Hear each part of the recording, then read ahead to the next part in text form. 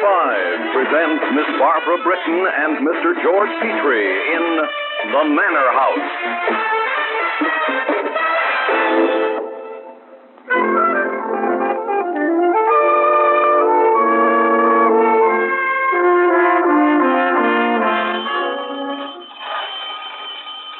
I'm coming. There's no need to ring and ring. I'm coming. Yes? Hello. You wanted to see me? That's right, Miss Billings. I guess maybe you're surprised. I certainly am. I suppose you know who I am, though. I'm afraid I don't. Oh. Well, I'm Joe Stepanak. Maybe you've heard of me. I'm afraid I haven't. Oh. That's going to make it a little tougher. Can I come in and talk to you? Well, this is only a rooming house, you know. It's not suitable for... I just want to talk to you for a minute. I never had a caller here before. I certainly couldn't take you to my bedroom, and I'm afraid that's all I have. It must be a front parlor. Well, I suppose that would be all right. Won't you come in? Thank you. Right in here. Won't you sit down? Thank you. Well, Miss Billings, since you don't know who I am, I guess maybe I'd better tell you that I'm one of the richest men in the county. Indeed. I grew up in this town, but you wouldn't know me even if you weren't so much younger than I am. I grew up in the flats. My father was a bootlegger. Oh?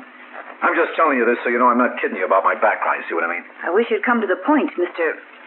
Stepanak. I remember when I was a boy, I used to walk past the house your parents had then. Every night I walked past it. There was some house. Sometimes I'd sneak into the grounds and walk around just looking at the garden and the pillars on the house. Mr. Stepanak, I wish you'd come to the point. But that is the point, the way I felt about your family's house. That's the grandest house in town, Miss Billings. And it's standing vacant. Did you come here to remind me that the family fortune is gone? I came here to tell you I want to buy the house. Indeed. When I was a kid, I used to dream about buying that house. I've never been in it, but I know I want it. You want to buy the house from me? That's right. Mr. Stepanak, I don't know why you came here. Maybe to gloat. Maybe to tell me that the son of a bootlegger from the flats now has more money than the last member of the Billings family. Oh, no. I can understand how you may have envied my family. But it's cruel, isn't it, Mr. Stepanak, for you to come here and talk to me? You're a director of the bank. You know that I don't own the house. The bank does. How did you know I was the director of the bank? What? You said you'd never heard of me. Well, Mr. Stepanak, it looks as if we've caught each other. You came here to gloat, and maybe I was too proud to let you know that I'd heard of you. Now, wait a minute, Miss Billings. I didn't come here to gloat. Then why did you come here? I think you'd better tell me. Well, one thing, I wanted to learn all about that house from you. How it was when you were a girl, how it was furnished. And then... Well, then I was going to ask you to marry me. All right. I don't blame you for laughing. Will you listen to me? Well, if you insist, but I may laugh again. I told you how I felt about your house. Well, I felt the same way about your family. You don't have any idea, Miss Billings, how a boy from my side of the tracks can get fascinated by people like you. When you were, maybe 15 years old, 10 years ago or so, I used to look at you when you walked down Main Street, and I used to say to myself that someday I'd get to know you. Once in a while, I'd say, when that little girl grows up, I'm going to marry her. This is ridiculous. Maybe, but a lot of wild things, I said to myself, have happened. What could possibly have made you think I'd marry you? Well, I could get your house back for you. I'm going to buy the house anyway, and if you were my wife, it'd be yours again.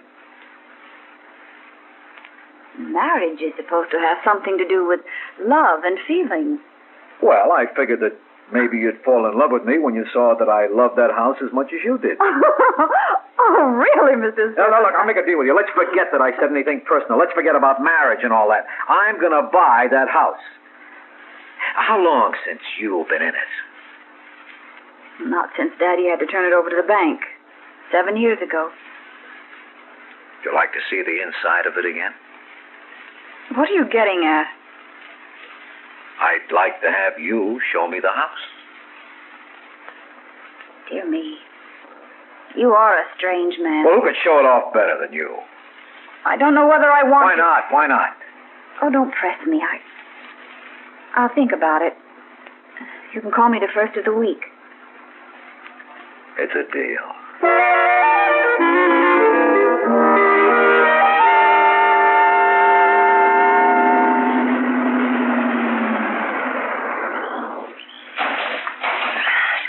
Well, here we are. I should think the bank could have had someone cut the grass. When I've bought the place, that lawn will be like a green carpet. Shall we go in? Yes. Seems strange to be coming here again. Yeah, it seems funny to me to be coming here for the first time. I've dreamed about this for a long time. It's so empty. What?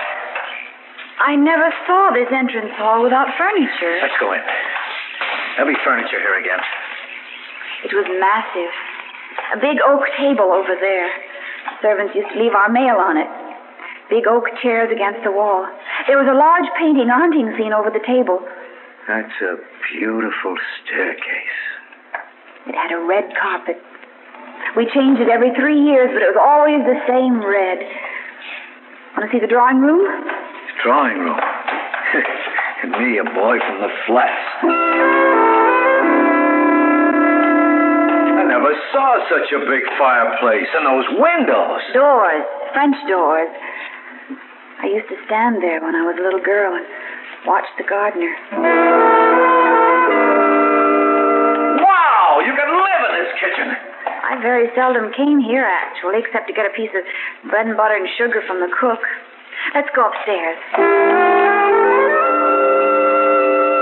These are the biggest bedrooms I ever saw. 4 posters in every one? Yes. Now, what's this room? It's my old bedroom. Well, let's have a look at it. No, leave the door closed. I'm sorry, Mr. Stepanak. But that room is the room where I did all my dreaming. I read my favorite stories in that room. I had a dollhouse there. Mr. Stepanak, I don't think I want to show you any more of the house. I'd like to go.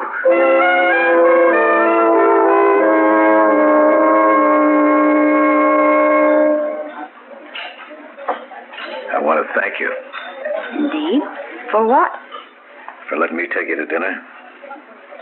I should thank you. After all, this means I don't have to pay for my own dinner. I have to watch my pennies, you know. You sound bitter. I meant to sound practical. Miss Billings, I want to level with you. About what? About me. I'm a businessman. I got a contracting firm. I own some property in the city. I'm a silent partner in a shipping firm. Yes, I know. You own property in the city, as you call it. Actually, you're a slum landlord, aren't you? And I know your construction firm somehow gets more state contracts than any other. Is that all you found out about me? Not nearly all.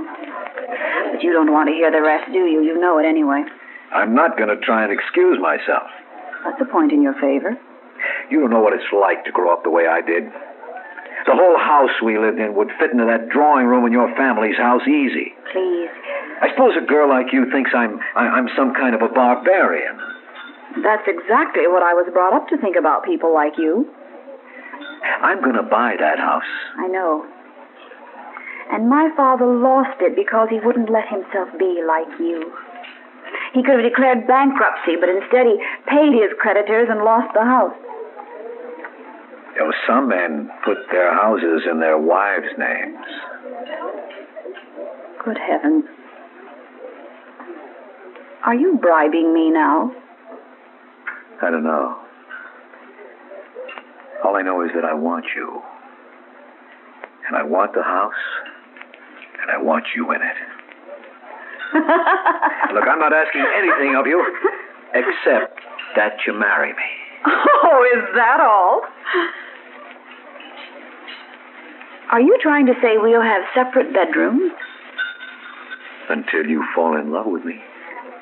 This is absurd. And a man of my means usually settles a little money on the woman he marries. I've never been bribed before. Are you going to leave the money in an envelope unobtrusively on the table here, or should I ask you how much? I had in mind Now go ahead and laugh again. All right. Never mind. Come on, I'll take you home. If you want to. But first, don't you think we should set a date for the wedding?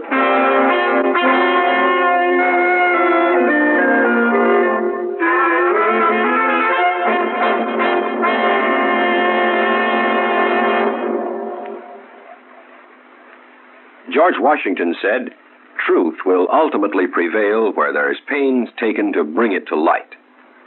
Today, the United States and other free countries are engaged in a battle for truth, a battle to bring truth and freedom to those people of the world who know only fear, doubt, and dictatorship. We who have the right to worship, to speak, and to criticize, who know what truth and freedom really mean, must meet this shadow of doubt and fear wherever it may appear. Each of us, as citizens of a free nation, must be able to explain clearly and simply the real meaning of truth and freedom.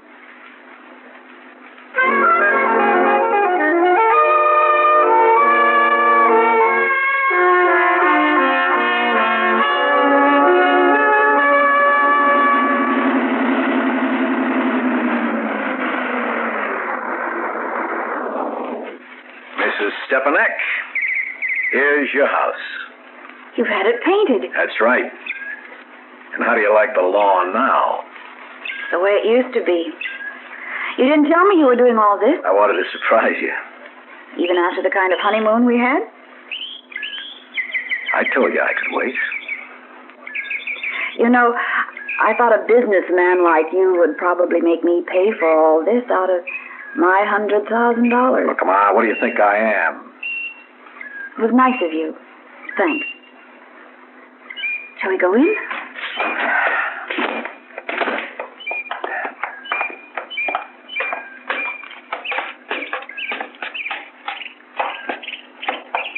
Well, should I carry you across the threshold? Don't be absolutely ridiculous. All right, it was just a thought. Here you are. But you... Why... It's just the way it was when you used to live here. But how could you have? By getting you to talk, by getting you to give me the details. And if I got anything wrong, you be sure to tell me and we'll fix it. This is just wonderful. Oh, I want to see the whole house, every room. Come on.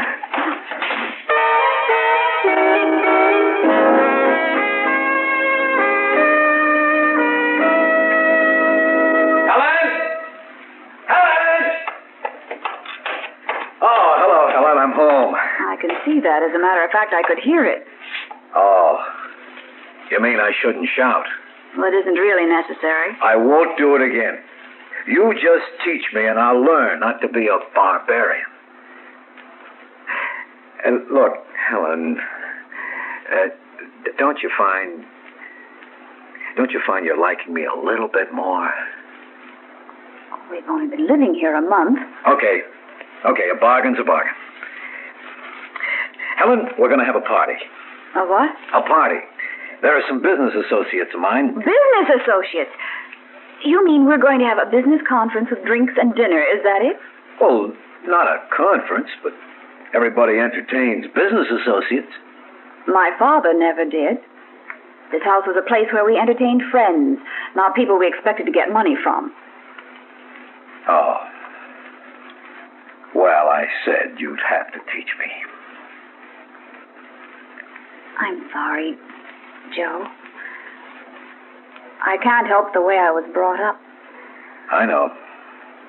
But let's not make it a habit. We'll have this one party just as you want it. After that, we'll see if we ever want another business party here.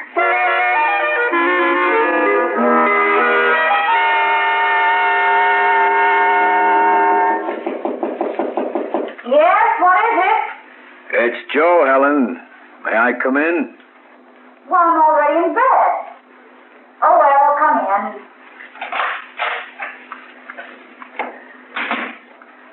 The party wasn't so bad, was it? No. In all fairness, really, it wasn't. I was proud of you. Oh, not really. I mean that I was proud of you, and I was proud of this house. Yeah, they were impressed, too. Yes, I believe they were. You know, I'm on top of the world. I got the best house in town and a wife who's... Classy? Don't make fun of me. But classy, yes. Helen. Yes. Helen, I'm crazy about you. Joe, please. I have to go away, Helen. Really? What do you mean? Well, I have to go to the capital. It's a business trip. We were just awarded a little highway job by the state. In fact, a big highway job. Oh, well, that's fine.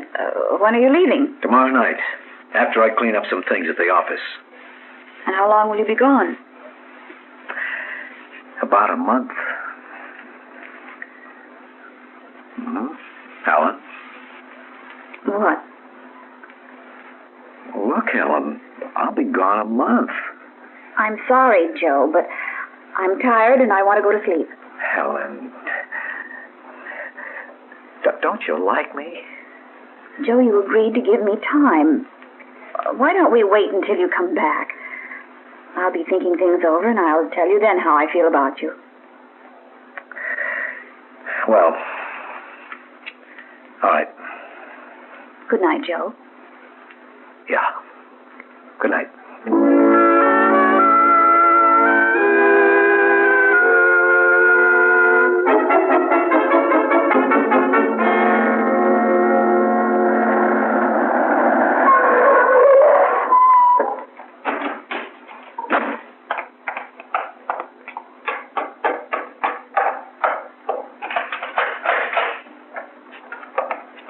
Helen! Darling!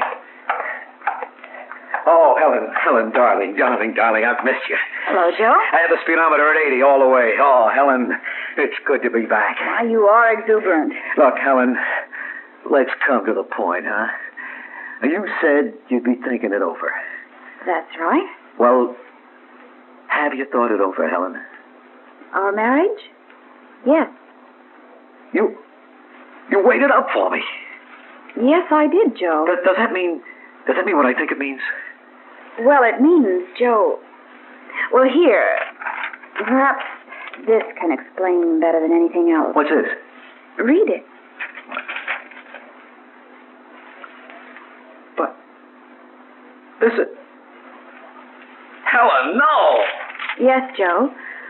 I want a divorce. Listen, you can't get away with it. Can't I? A week ago, last Friday night, according to the sworn statement of Mr. George Wilby, you entered the apartment of Miss Eunice Denison. I don't have to give you the address, do I? Eunice Denison is a partner in the firm that's subcontracting for me. She is also very attractive. She isn't attractive to me. We had business to discuss. Oh, did you indeed? I was only there 3 hours. That's a long time under certain circumstances. But Mr. Wilby is willing to swear you did not leave at all that night. Who is Mr. Wilby? A detective who's been following you since the day of our marriage. Oh, no. Oh, yes, Joe. And you called me a barbarian. You called yourself a barbarian. Since the day we were married. Actually, until you went to the Capitol, it was just part-time for Mr. Wilby. You were so attached to hearth and home, there wasn't much point in spending the money. Wilby is a liar. I did leave that apartment. I don't think you will be able to prove that. You know, I pulled some dirty deals in my time, maybe because of what I am. But it took an aristocrat to pull off something like this. There's no need to get emotional. You may as well leave my house right now. Your house? It is my house, isn't it? You gave it to me. Yes, it's your house, all right. Your house. What'll be left of it? You come out of there! Help! You come out! Get out. Get out of my house, Mr. Stepanak, before I call the police!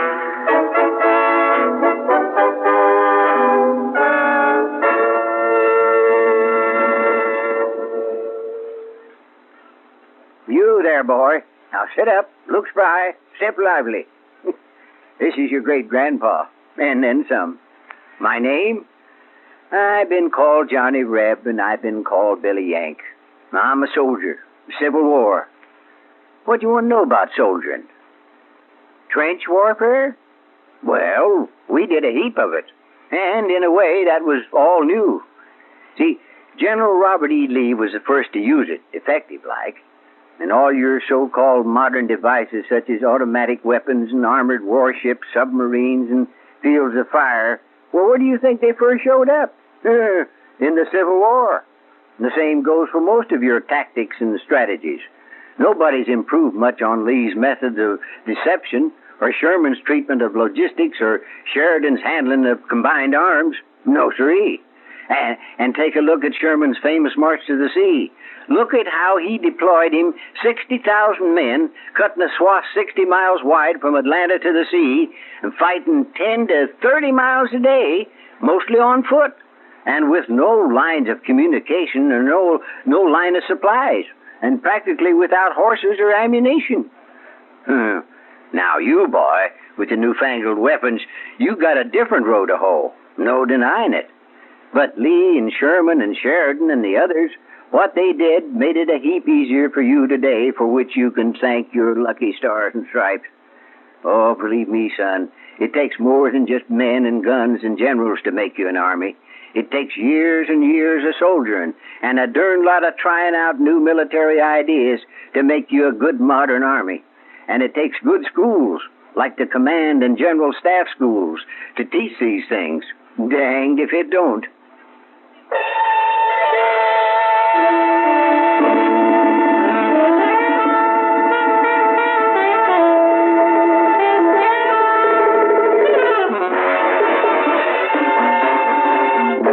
Theater 5 has presented The Manor House, starring Miss Barbara Britton and Mr. George Petrie. Written by Robert Senadella, directed by Ted Bell. Script editor Jack C. Wilson. Original music by Ralph Herman. Orchestra under the direction of Glenn Osser.